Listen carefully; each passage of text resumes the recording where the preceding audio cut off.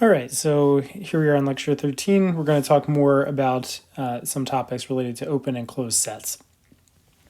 So you'll recall from the last lecture that a closed set in Rn is just a set that contains its limit points. Okay, so remember the limit points are the points that are arbitrarily close to other points in the set. Okay, so other points in the set are getting arbitrarily close to the limit points. That's their definition. And also, so another way to think about a closed set is just that, if you have a convergent sequence of elements in this set, then the limit has to be in the set as well.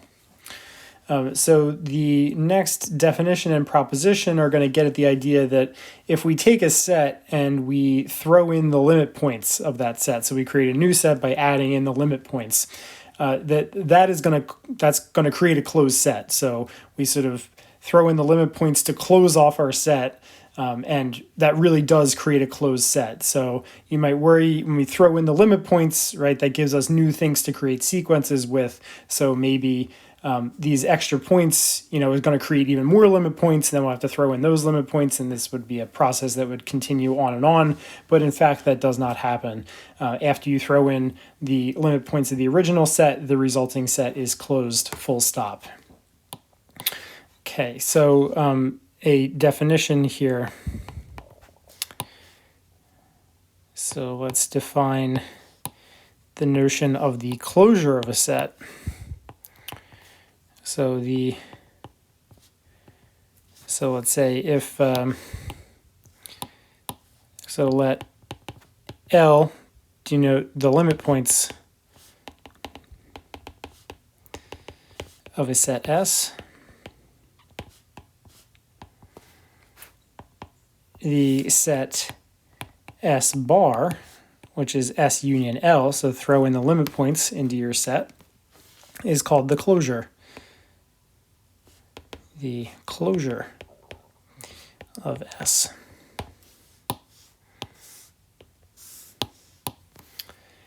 And the proposition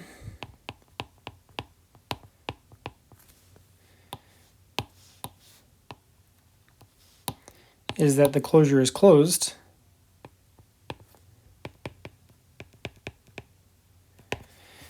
the closure is closed, and in fact, it is the smallest closed set which contains S.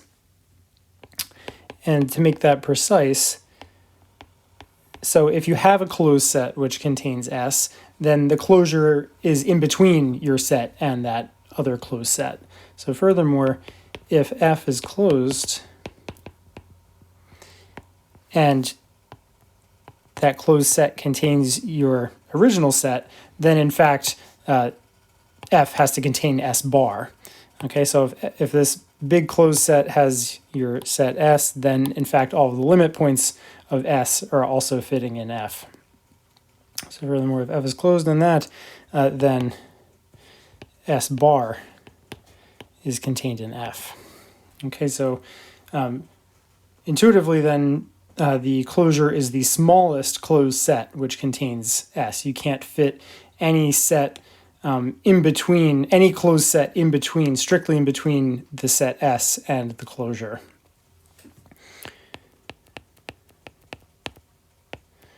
Okay, so let's take a look at the proof. So let X be a limit point of S bar.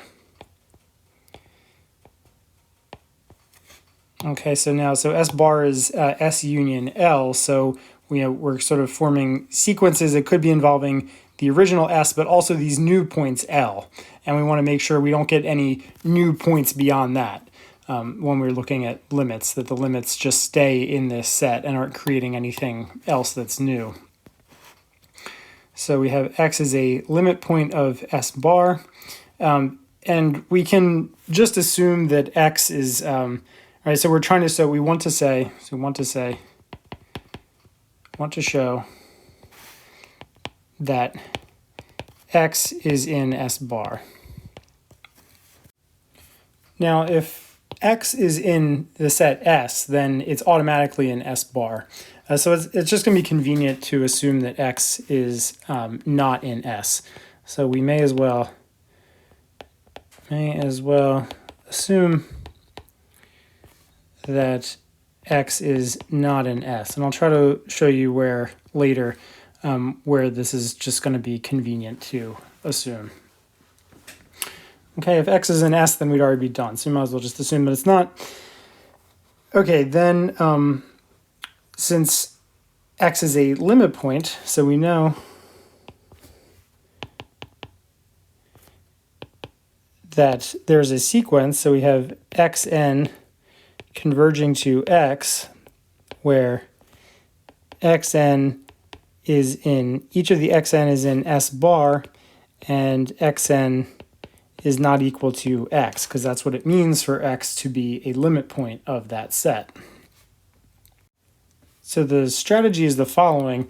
To show that this x, or we're assuming it's not in S, so it must be a limit point, right? So if we're going to have any hope of x being in S bar, it must be a limit point. And these limit points, that's the limit points of S, right? So this x, which is now a limit of a sequence of things in S bar, I want to say that this x is a limit of a sequence in S. So in a sense, I want to kind of modify this sequence, which is in X bar, so that I can get a sequence just purely in S, which is going to X. And that's not all that difficult. I mean, it's intuitively plausible that that should be the case, because these xn's, right, they're in S bar, and so they're either already in S, right, in which case we don't have to modify anything, or they're in the limit set, right? And then that means that they're very close to things which are in S, right? If it's in the limit set, then that means other things in S that are different than it are very close to it. So we can sort of replace the xn's that aren't in S with things in S that are very close to them. And if they're very close, right, so say you replace xn with xn prime. Well, xn prime is close to xn is getting close to x, so the xn primes should be getting close to x. So the basic idea, so the strategy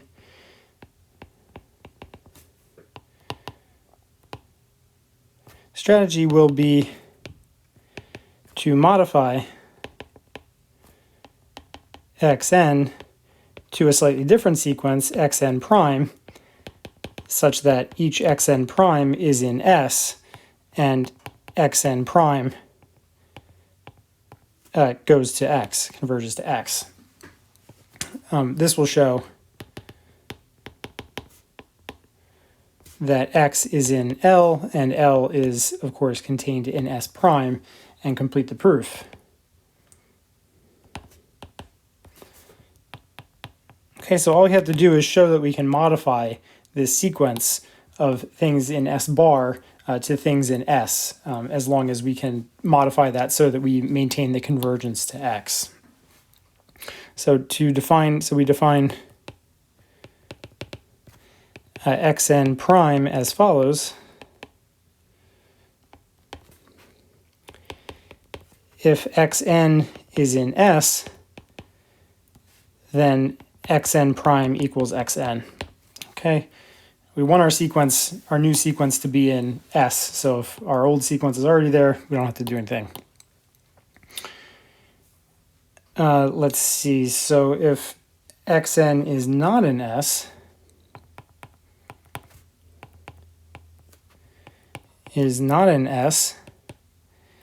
then xn must be in the limit set. Thus, so what we want to do is we want to replace this xn with something in S that's very close. And the very close will take to be, so we have index n here, the measure of closeness to xn will be 1 over n. Okay, so within 1 over n of xn, we can find something in S. Thus, the punctured ball around xn of radius 1 over n must intersect S. So this is not empty.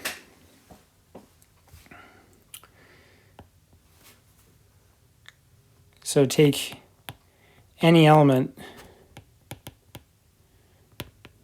of this set and call it xn prime. So this is the point at which it's very useful to assume that x is not in S, because if x was in S, it could be possible that this xn prime that you picked was equal to x, and then your sequence wouldn't satisfy, this xn prime sequence wouldn't satisfy that xn prime is not equal to x, which would just be kind of an annoying little complication. So this is kind of where we're going to end up using that x is not in S assumption. Okay, so we have xn prime. So this defines our xn prime sequence. And so we note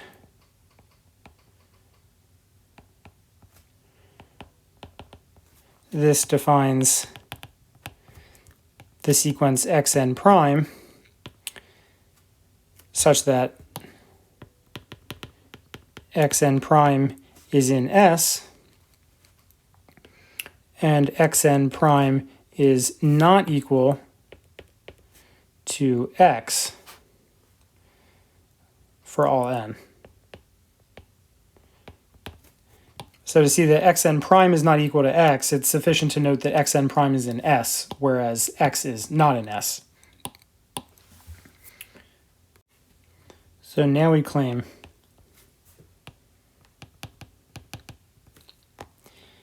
that this new sequence xn prime converges to x.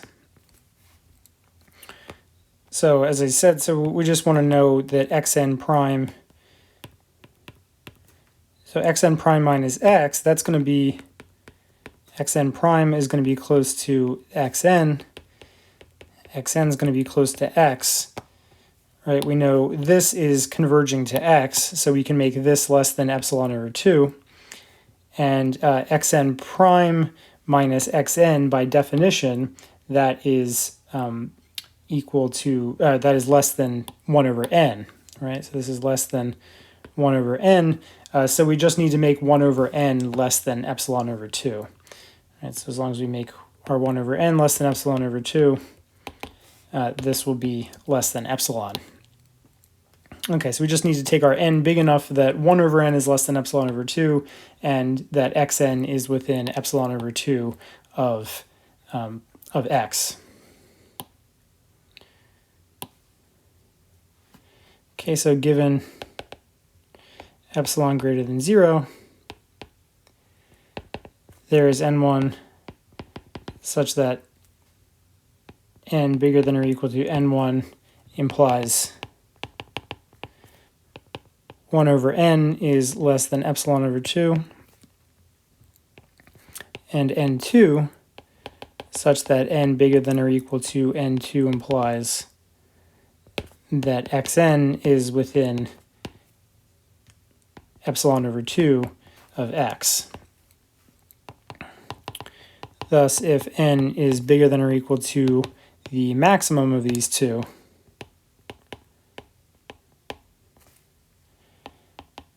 then the distance between xn prime and x, just repeating that scratch calculation we did, the xn prime minus x, since xn prime it was chosen to be in this 1 over n ball, right? So this is less than 1 over n. Xn minus x is less than epsilon over 2. 1 over n is less than epsilon over 2. And those sum to epsilon, and that finishes the convergence proof and shows that our x is in the limit set and therefore in S bar. So this completes, which completes the proof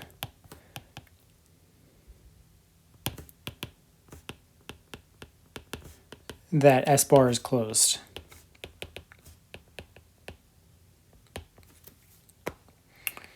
Okay, so now Now let F be a closed set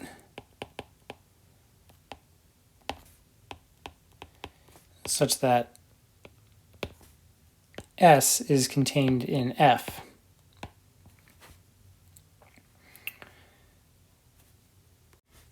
So we want to show that that S bar is actually contained in F, which means that the S bar is S union the limit points. So we have to show that the limit points are contained in F.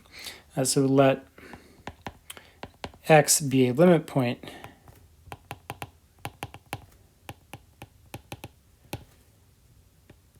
of S. Well, since S is contained in F, X is a limit point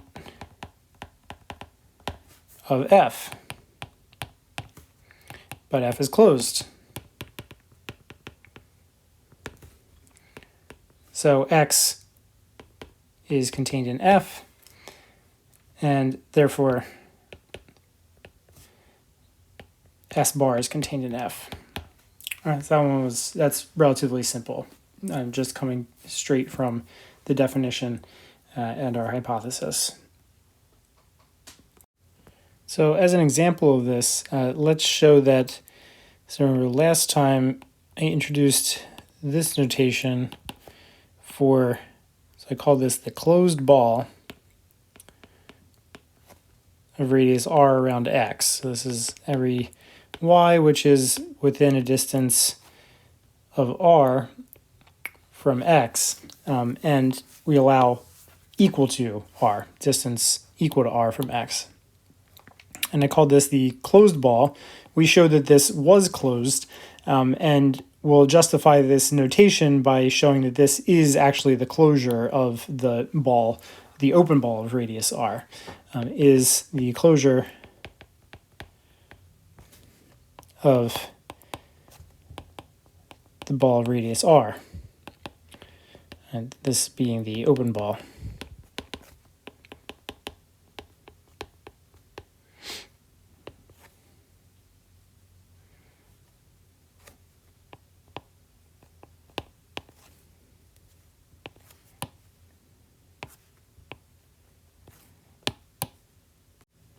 So first, we'll just show that all of the points at a distance of r from x are limit points. So first claim is that if y, if the distance from x to y equals r, then y is a limit point of the open ball. So here's our x. We have y on the rim here. Why should this be a limit point? Well, if we take, what does it mean to be a limit point? We take the punctured ball of any radius, right? So that everything in blue there, you know, without the point y in the center, that should intersect the ball, the open ball of radius r. And of course it does, right? If we go basically any distance whatsoever in this direction back towards x, then we're back in the ball. Okay, so let the ball of radius epsilon around y, punctured ball, be given.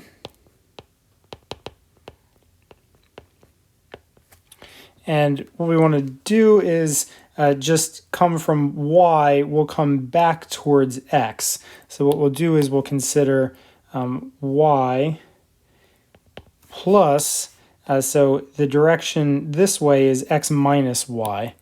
So we'll take x minus y, we'll take the unit vector in that direction. And in this picture, it looks like we have to come back, say, by like epsilon over 2 in this direction. but the picture can be a little bit misleading because this epsilon could actually be as large as you want, right? So epsilon could be, kind of huge. If epsilon is gigantic, then going epsilon over 2, we could actually end up sort of on the wrong side of this ball here. So we kind of have to talk about a couple of different cases. If epsilon is bigger than or equal to r, then, or let's say, if epsilon is bigger than r, then the epsilon ball is going to have x in it. So we can just, that case will be kind of trivial. And then if epsilon is r or less, then we can come back by half of epsilon. So if epsilon is bigger than r, then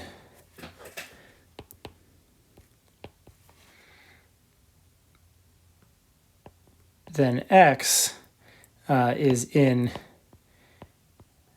this epsilon ball, this punctured epsilon ball.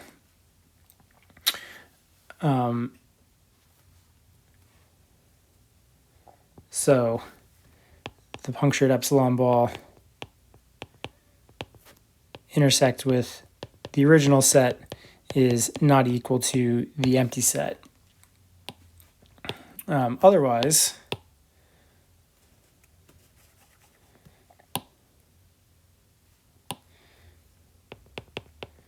if epsilon is less than or equal to r, then we consider, so that it's going to be this vector here. So we're going to consider z equals y plus epsilon over 2 x minus y over length x minus y.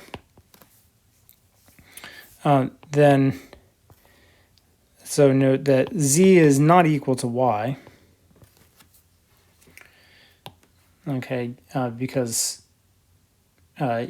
x, if z was equal to y, then this vector here would be equal to 0. That would mean x minus y is 0. But x minus y can't be 0 because x and y are at a distance of r from each other. So z is not equal to y, and the distance between y and z, so z minus y, that's equal to epsilon over 2, which is less than epsilon. So z is in the punctured ball of radius epsilon around y. But, and we just want to say that z is also in here. So we have something in the intersection. But z minus x, the length of that, is the length of y minus x plus epsilon over 2 x minus y over length x minus y.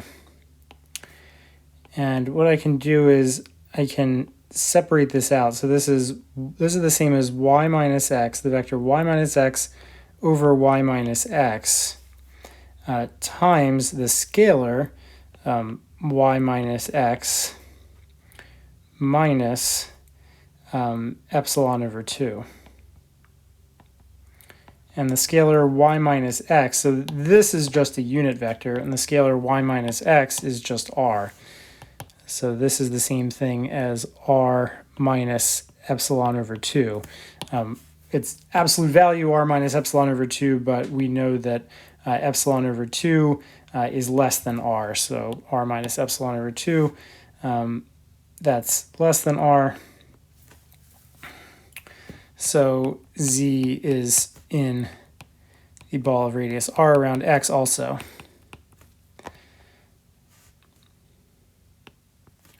So this shows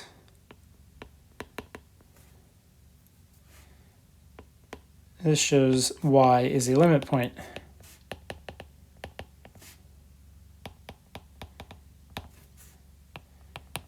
of the open ball.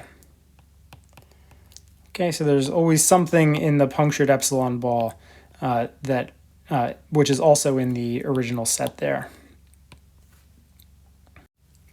So what we can conclude from this is, so this means the closure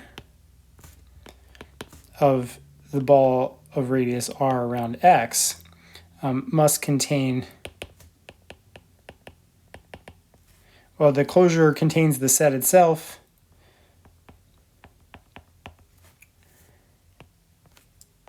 and everything at distance r, so and everything, all the y's, such that the distance between x and y is equal to r. That is, the closure must contain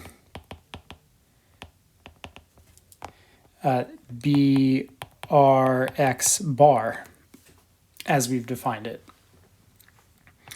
But you see, the thing is, the closure has to contain this set, but the closure is supposed to be the smallest closed set, which contains the original set, and we already know that this is a closed set, right? So we have this, the closure is containing this closed set, but that's not really supposed to happen unless the closure is equal to this, because the closure is supposed to be the smallest closed set, which contains the original set.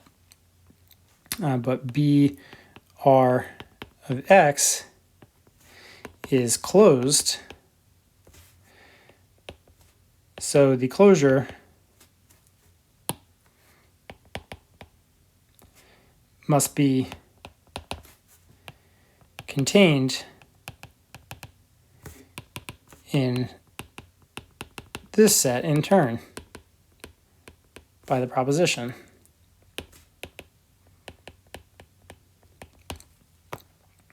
And so the conclusion, therefore,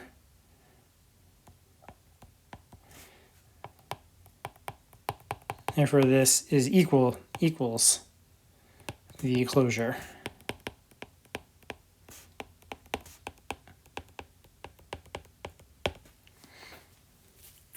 of the open ball.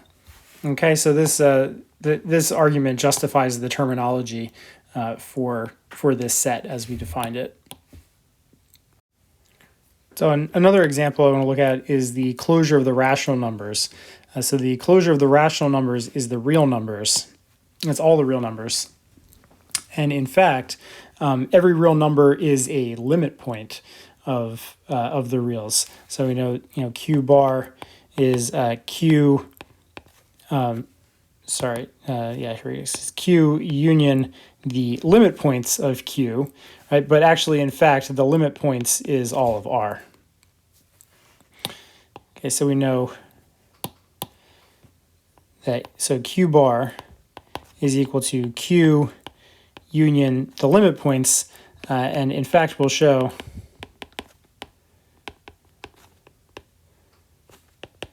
that the set of limit points is all of R.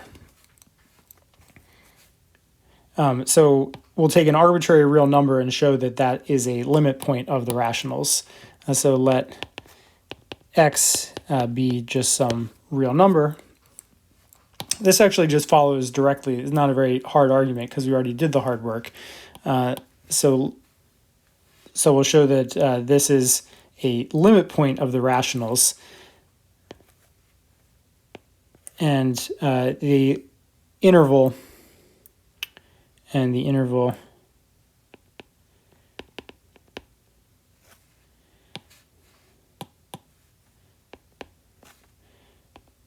x minus epsilon. So we're just taking epsilon ball around x. By the density of the rationals,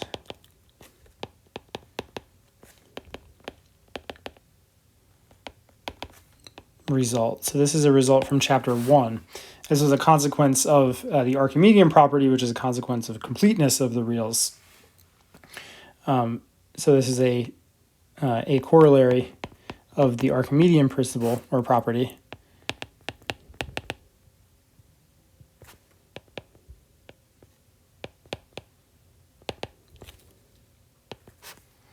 there is a rational number. So that property just said if you take any two real numbers, there's a rational number strictly between those two reals. So we can take x and x plus epsilon here, such that R is nestled between x and x plus epsilon. So that tells us that so thus the punctured ball of radius epsilon around this x intersect q is not equal to the empty set, and so that tells us that this x is a limit point of the rationals. So x is in the limit set. And of course, the limit set is contained in the reals, obviously.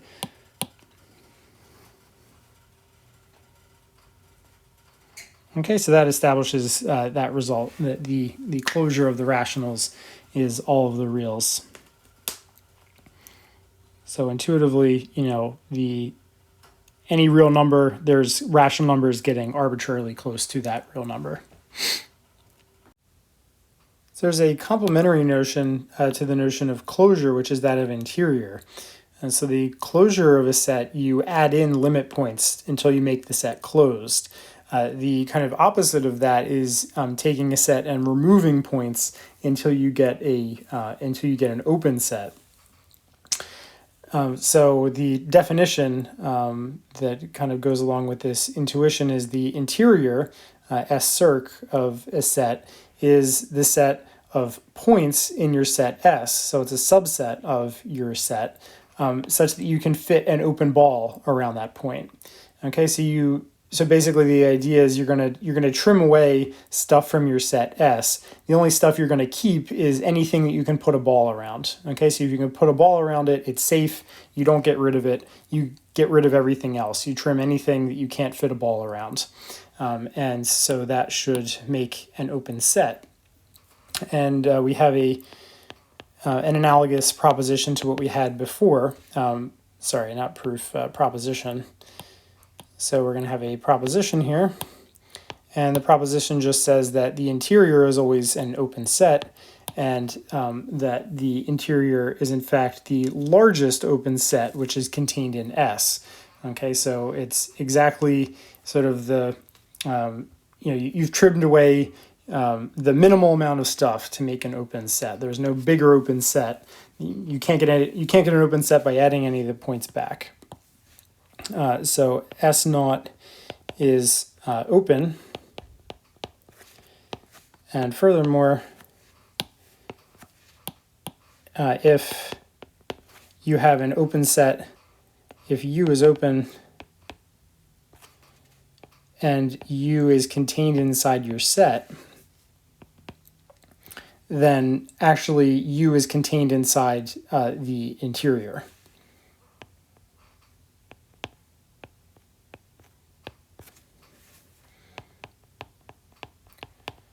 Okay, so in this sense, the interior is the largest open set inside your original set. Okay, you can't put any open set inside your original set. It has to sit inside the interior. The interior is the master open set sitting inside your original set. So actually, this statement is going to follow from this one here. So we'll prove, so suppose U is open and U is contained in S. So what we'll show is that actually U is contained in the interior of S. So what we have to do is show that if we take something in U, that actually that something is in the interior of S. So let X be in U. And well, from X being in U, we know that we have an open ball around it because U is open. So since U is open, there is a ball of some radius epsilon around X, which is contained in U. But then, since U is in S, we have that the ball of radius epsilon around X, that's in U, U is in S, so that's in S. By definition then, definition of S circ, X then is in S circ. Thus, U is actually contained in S circ. And now we have to see that the S circ itself is actually open, and what we'll do is we'll apply this statement here with these open balls.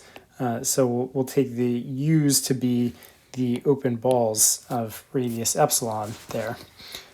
So for each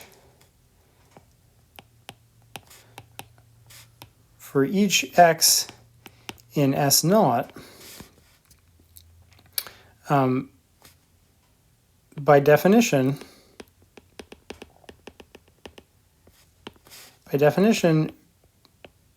there's some epsilon ball which is contained in S around X.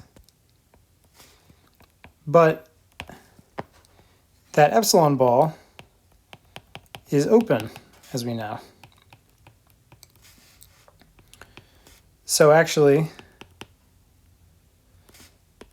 B epsilon of X, that's contained in S circ. And what this allows us to do, this allows us to write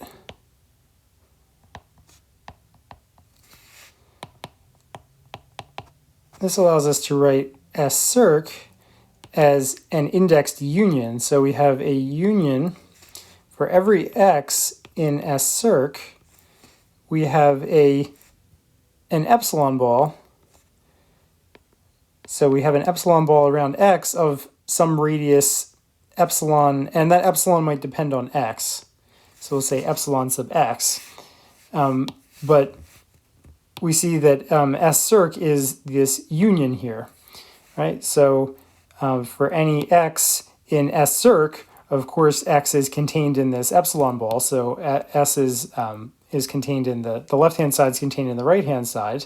But by this construction here, right, each of these balls is contained in S circ. So each of the balls is contained in there. So this union is contained in here. So in fact, these sets are equal.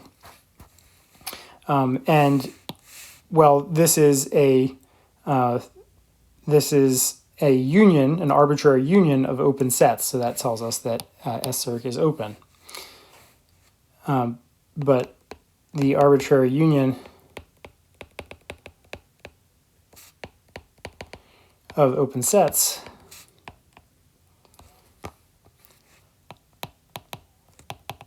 is open. So S circ is open.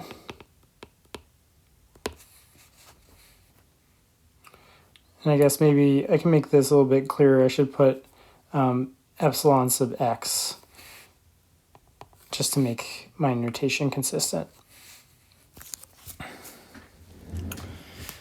Okay, right. So that's the analogous proposition for the interior of a set that we had for the closure of a set. So you may get a sense, especially after those last couple results, there's sort of an analogous result for closure as there is for interior, that there is some kind of complementarity between open sets and closed sets. That open sets and closed sets, exist is sort of opposites of each other in some way. And the precise way in which that holds is that the complement of open sets are exactly closed sets and vice versa. So we have the following proposition, which is that a set U is open if and only if U complement is closed. and a set F is closed if and only if F complement is open.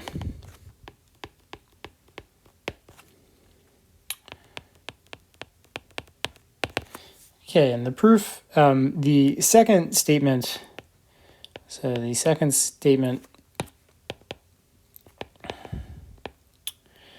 follows from the first.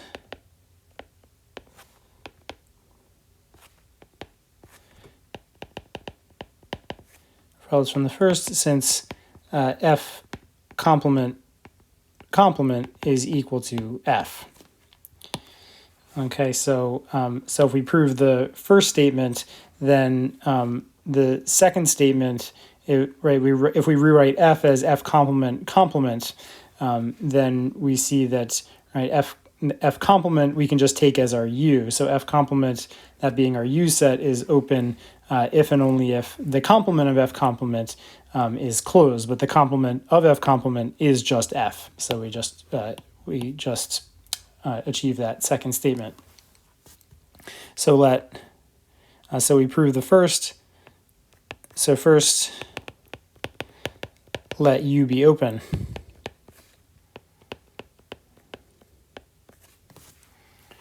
And we have to show that the complement is closed. So to show that the complement is closed, we just have to say that if we have a sequence of elements of the complement which is converging, that the limit is in the complement. Okay, that was one of our equivalent characterizations of closed. So let xn converge to x, where the xn are in the complement. So the basic idea here is that if x is not in U complement, then x must be in U. But if x is in U, U is open, and I can put a barrier around x, right? I can enclose x in a ball, which fits in U. But then the sequence would have to be getting inside that ball because it's getting arbitrarily close to x. But that doesn't make any sense because these things are supposed to be in the complement. They can't be getting in a ball, which is in U around x. So to show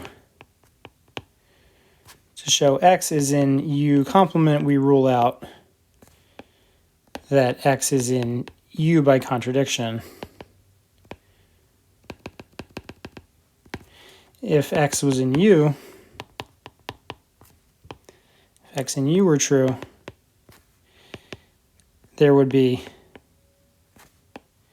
a ball of radius epsilon around x contained in U. Then xn would be contained in that ball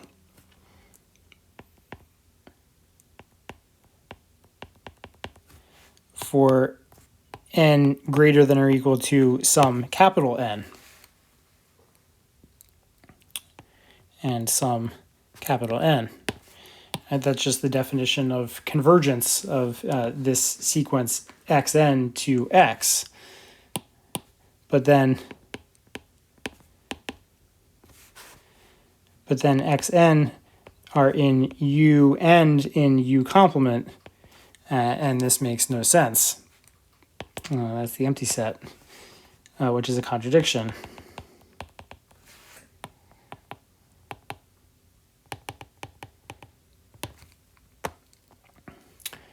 So thus, x is in U complement, and so U complement is closed. Okay, so now assume that U complement is closed. And we have to show that the set U is open. Again, we'll just go by contradiction. Suppose that U is not open.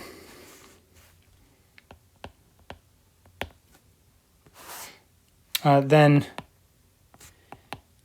there is an x in U such that no matter what ball I put around this X, it's not contained in U, right? So to be open for any X, we have to be able to fit some epsilon ball around X into U. So it must be that no such epsilon ball around X fits in U.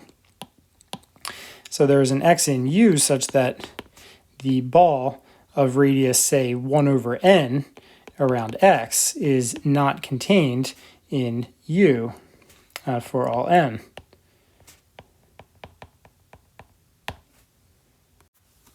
So that means,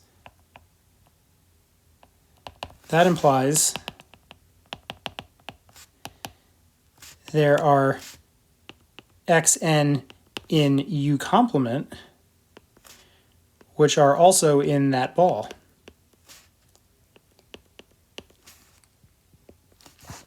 Then clearly, these xn's are getting within 1 over n of x, so the xn's converge to x. Then clearly xn converges to x. But so x is in U complement by the fact that U complement is closed. So as a result of UC being closed, U complement being closed.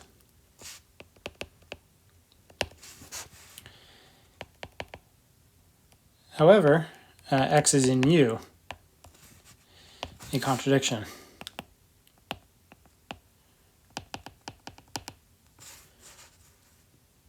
So U is open.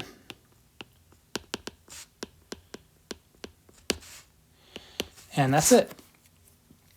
Okay, so this establishes the really the true relationship between open and closed sets. They're complementary notions because the sets, they're literally complements of each other. Right? Any open set's complement is closed, and any closed set's complement is open. And before we moved on, I just wanted to make a note about the subject of topology. So essentially what we're doing here is studying the topology of Rn, or at least one topology, the sort of canonical topology. So the systematic study of open subsets of any set, X, is what's called the subject of topology. So a topology on a set is any collection of subsets. Okay, so it's some set of subsets. This is the power set of X, the set of all subsets. So it's some collection of subsets of our set X, as long as it satisfies the following properties: that the full set is in the topology, the empty set is in the topology. So we've seen these are properties of open sets of Rn, right? Rn is an open set, the empty set is an open set. If we have a collection of subsets in the topology, then the union, the arbitrary union of all of those sets is in the topology. Right? We've seen this is a property of open sets. And if we have a finite number of sets in the topology, their intersection is in the topology as well. So this subset of the power set just has to be sort of closed under arbitrary unions and finite intersections, and also just have the full set and the empty set. And then so if you have a subset of the power set like this, a topology, then the elements of this set T are called the open sets. And in this setting, the closed sets are just defined to be the complements of the open set. So our theorem, so we had our theorem because we defined closed sets differently in Rn, and then we derived the fact that they're exactly the complements of open sets. But the more sort of logically parsimonious thing to do in general in the subject of topology is to define the closed sets to be the complements of the open sets. So this is just sort of the beginning of a very big abstract story. This is something you can potentially do on any arbitrary set X, but it all begins in Rn, thinking about certain subsets of Rn in analysis. So this is we're touching on the roots of the subject of topology here. So as a corollary of our complementarity between open and closed sets, we have the following theorem for closed sets, which is just the analog of the one for open sets. So for open sets, arbitrary unions and finite intersections are open. Here we have sort of the opposite. Arbitrary intersections of closed sets and finite unions of closed sets are closed. Okay, so we interchange where the arbitrary and the finite are. So switch them from union to intersection and vice versa, and we get a true statement for closed sets. So the proof is simple. So let's say so suppose f lambda, where lambda is in lambda, are closed, then the arbitrary intersection of f lambda is closed if and only if the complement, so if and only if the complement of that set is open.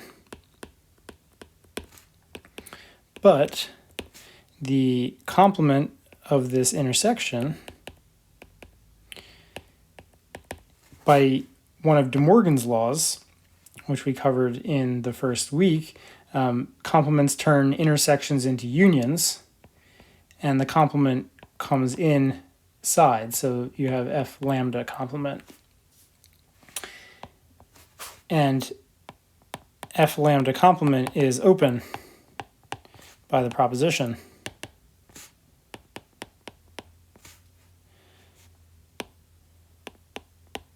While arbitrary unions of open sets are open.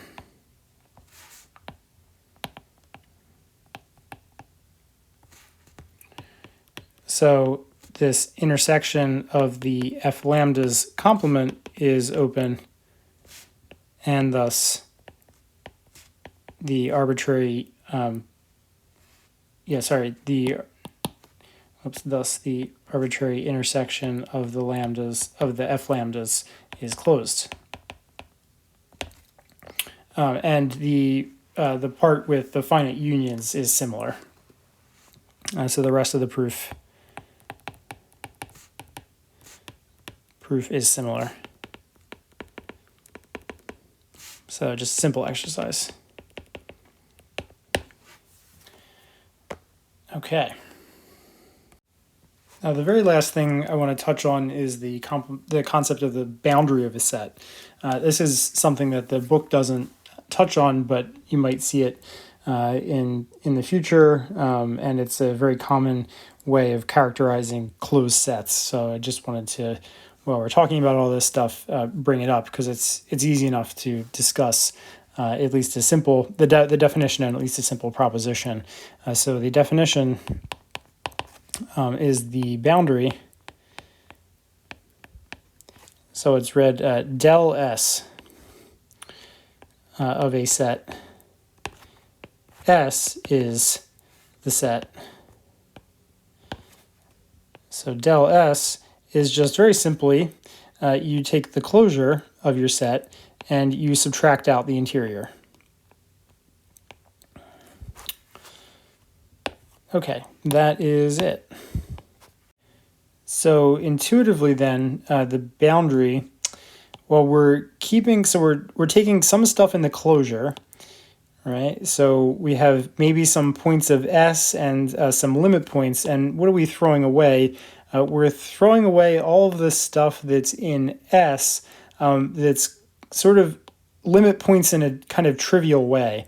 Right, so the things in the interior, those are the things that are surrounded by balls that sit in S. So those are kind of very strong interior points in a sense. They're completely surrounded by other points in S.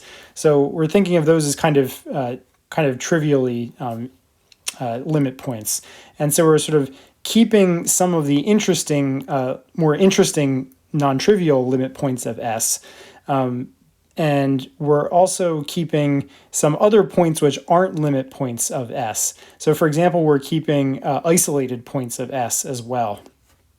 So any isolated point of the set, right? So remember, an isolated point is kind of a point that you can surround with a ball and have that point be the only thing in that ball. So there's kind of a ball around that point where it's the only point in S. So that's a point which is not an interior point of S. So that's going to be something that's left over in this S bar here. Okay, so we're kind of keeping some more interesting limit points and then other sort of weirder points of S, like isolated points, for example. So let's take a look at a proposition. So the main proposition, which is often taken as a definition of a closed set, is that a set is closed if and only if it contains its boundary. So a set S is closed if and only if the boundary of S is contained in S. So this is just an equivalent characterization of a set being closed. So proof, if S is closed,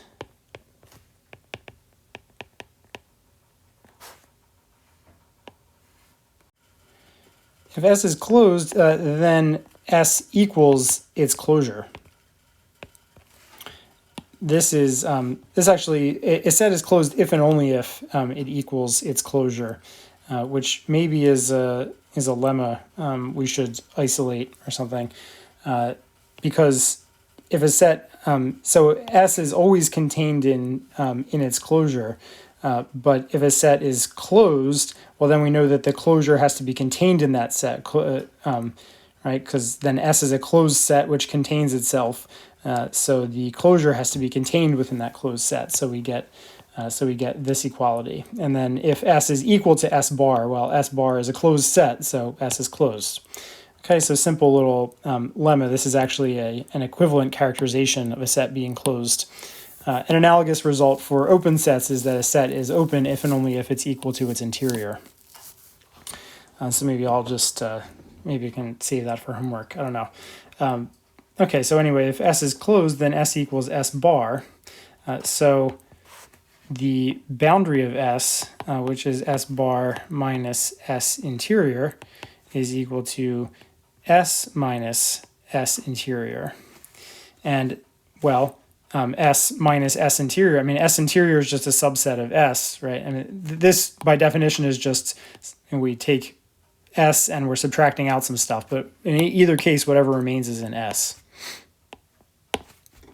Okay, so that's one direction.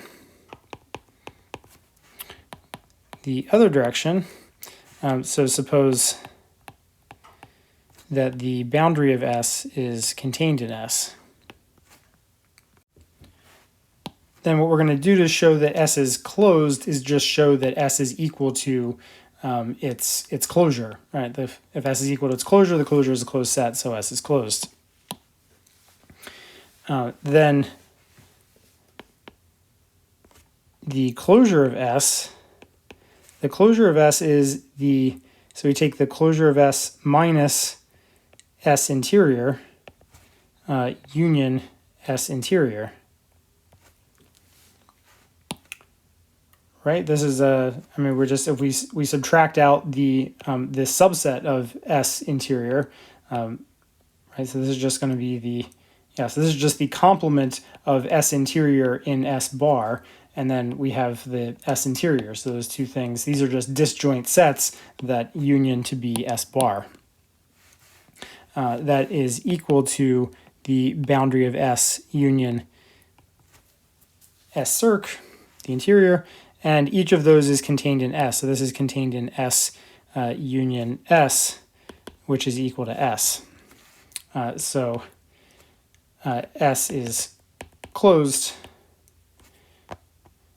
because S bar is a closed set.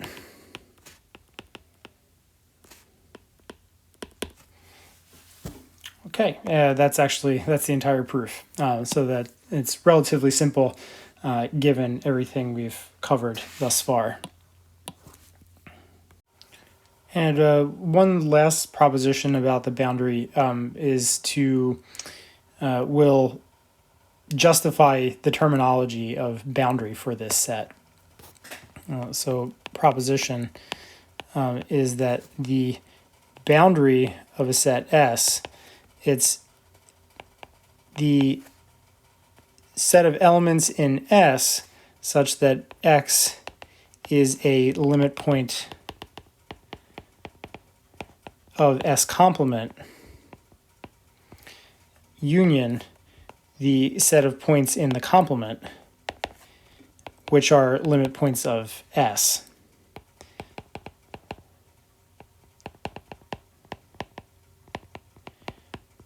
Okay, so it's called the boundary because it's either, it's in S, but it's very close to things in the complement set, or it's something in the complement which is very close to S. So you sort of have this meeting, it's sort of points that are in the meeting of the two worlds between S and S complement. So thus the terminology boundary. So here's a proof. So let X be in the boundary, either X is in S or X is in S complement. If X is in S, then since X is in the boundary, by definition, we have X not in the interior. And since X is not in the interior, no matter what epsilon ball you take and put around X, so no matter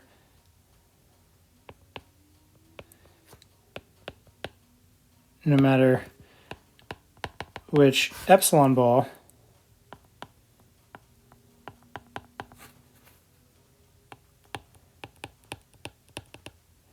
we consider, B epsilon of X intersect S complement is not empty.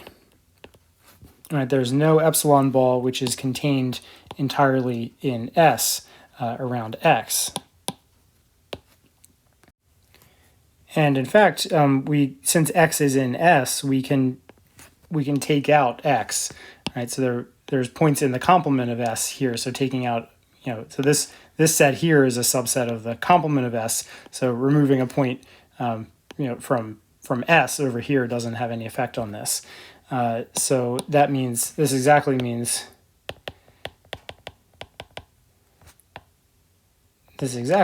that X is a limit point of the complement of S.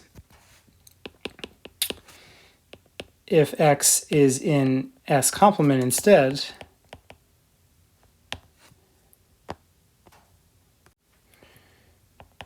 then since X is in the boundary, so it's in S bar, right? But S bar is S union the limit points of S. Also, we find X is in L. And so X is a limit point of S.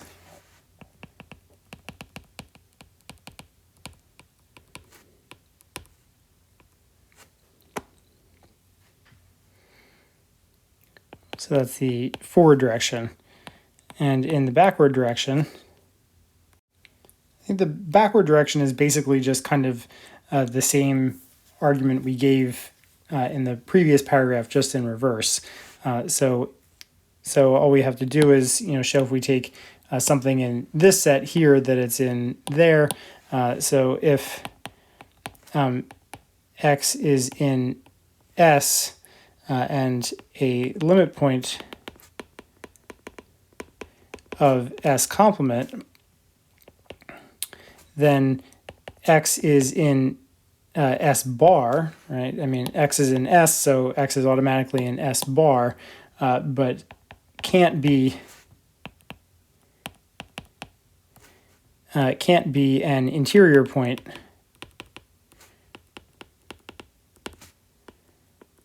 of S. And that's just because since it's a limit point of S complement, there's points of S complement getting arbitrarily close to X. And but if X was an interior point of S, you'd be able to surround X with a ball. So X, but it can't be an interior point of S since there are points in S complement arbitrarily close to X.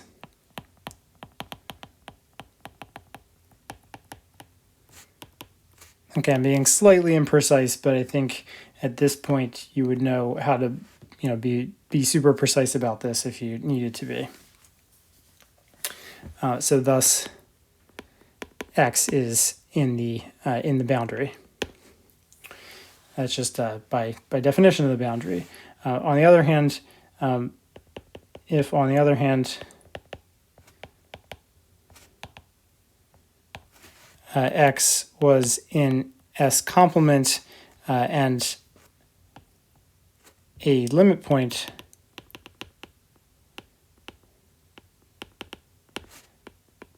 of S, then because X is in S complement, then X can't be in the interior of S, right? Because the interior of S is a subset of S, but X is in S bar because it's a limit point. Therefore, and so X is in the boundary of S. Okay, and that finishes the proof. Okay, so you see why the boundary is intuitively called a boundary, and see a alternative characterization of closed sets in terms of the boundary. Okay, so these are definitions or concepts you might run across in a different textbook or in another context. Okay, I think that is everything that I have to say for this lecture. So see you next week.